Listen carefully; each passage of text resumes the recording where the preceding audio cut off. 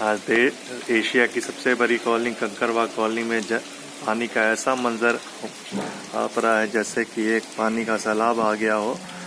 लोगों को काफ़ी परेशानी हो रही है। कई लोग अपने घर छोड़कर अपने पास के गांव में जा रहे हैं। पानी का रफ्त बहुत तेज़ी से बढ़ रहा है।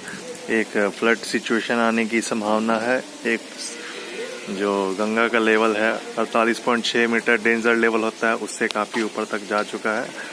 लोगों से उम्मीद करेंगे कि अपना ज़रूरत सामान अपने पास रखें और कम खर्च में चलाएं। धन्यवाद।